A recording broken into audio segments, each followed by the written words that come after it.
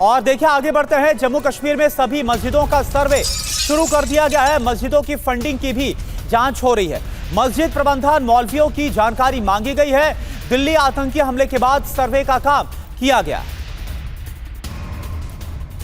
तो जम्मू कश्मीर में मस्जिदों का व्यापक सर्वेक्षण शुरू हो गया है। खबर क्या है ये आपको बताते हैं। पुलिस टीम कर रही है सभी मस्जिदों का सर्वे शुरू कर दिया गया है। इस दौरान मस्जिद प्रबंधन समितियों की जानकारी मांगी जा रही है। पूरा ब्यौरा लिया जा रहा है। मौलवी और साथ ही इमाम खतीब का भी ब्यौरा यहां पर लिया जा रहा है।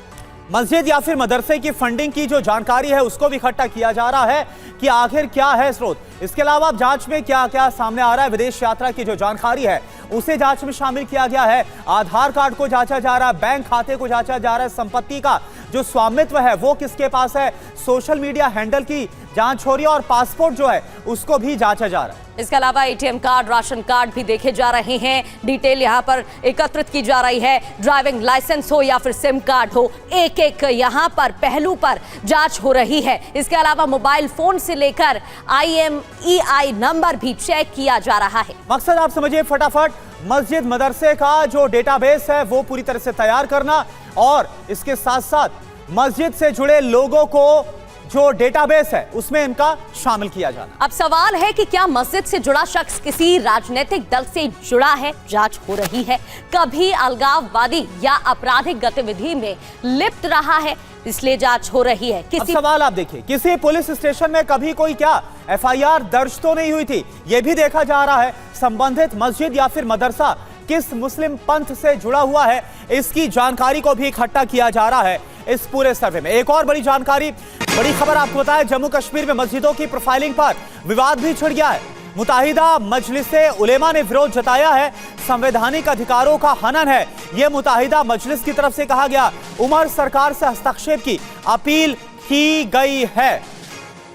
और महराज अहमद हमारे संवाददाता में ज्वाइन कर चुके हैं। महराज, संग्राम क्यों मचा हुआ है, डिटेल्स यहां पर इकट्ठा की जा रही है। कोशिश यही है कि जो तमाम सवाल खड़े हो रहे हैं उनका जवाब मिल सके, तो अब इस पर सियासत क्यों?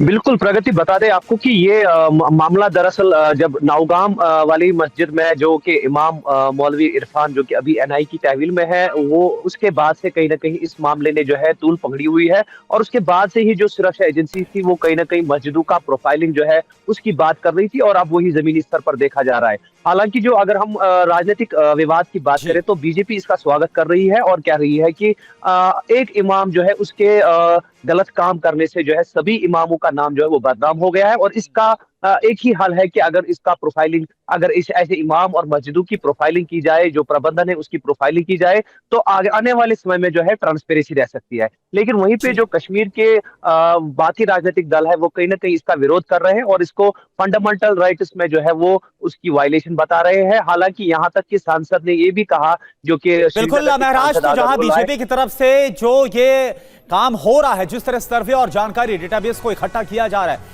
इसका समर्थन किया जा रहा है, वहीं सियासी तौर पर इसका विरोध भी देखने को मिल रहा है। बहुत बहुत शुक्रिया आपका इस पूरी जानकारी